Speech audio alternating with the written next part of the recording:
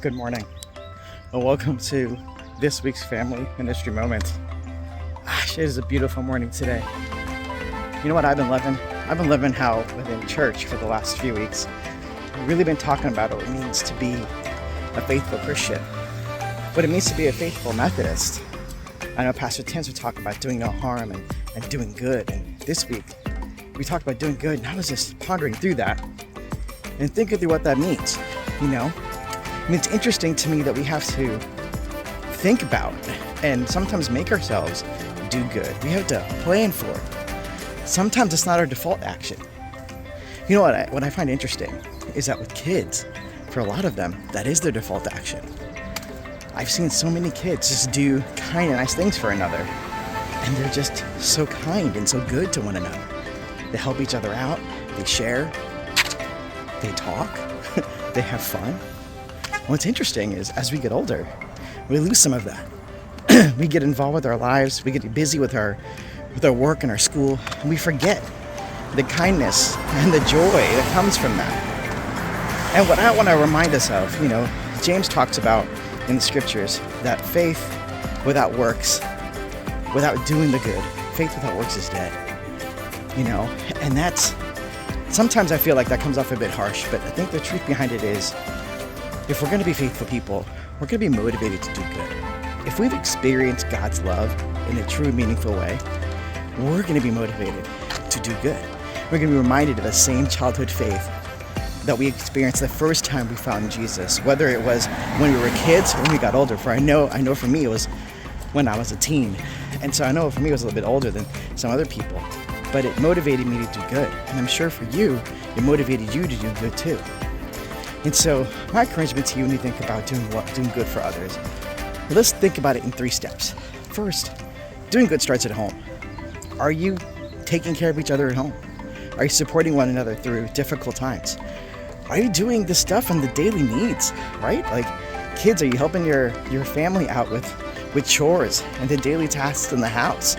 Are you supporting your parents and the things they got to do, or are you making their lives a little bit more complicated? And parents, are you supporting your kids and what they're doing? Are you there for them and all the different activities that they do and supporting them and all the things that they do? Husbands and wives, are you supporting each other each day to be better co-workers, better parents, better partners? All these things are doing good. We're better partners and friends to one another. We're doing good for one another. Second place we can do good is in our villages, with our neighbors, our friends, our co-workers, our schoolmates, our classmates, our teachers. Are we taking care of them? If we're going to be sharing the love of God with other people, we have to first build relationships with them, right? You can't just expect to walk up to somebody and say, hey, come to church with me. And they'll be like, what? I don't even know you. The reality is you have to get to know folks, and we get to know them by supporting them, taking care of them, right? So my encouragement to you is make sure you're doing good for the people in your village.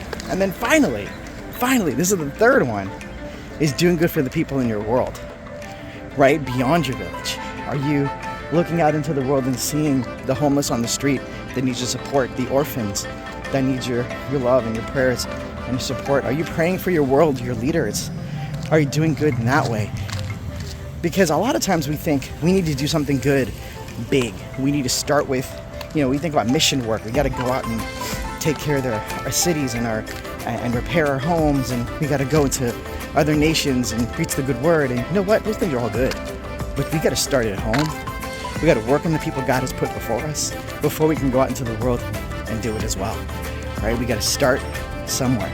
Right? Start at home base and work our way out. So that's my encouragement to you. Think about how you can do good for the people around you. Think about it in the way Paul talks about it in Romans. We see so much evil in our world, and Paul says that the one thing that conquers evil is good. Good conquers evil, and doing the good in the world is what conquers the evil. When you see the world out there, and you see there's so much stuff going on, your good can make a world of difference in someone's life, right? Your kind word, your encouragement, your support, that can make a difference in anyone's world. As an adult, if you mentor a child, that makes a difference in their world. As a student, if you can support your parent and encourage them, that makes a difference, a complete difference in their lives.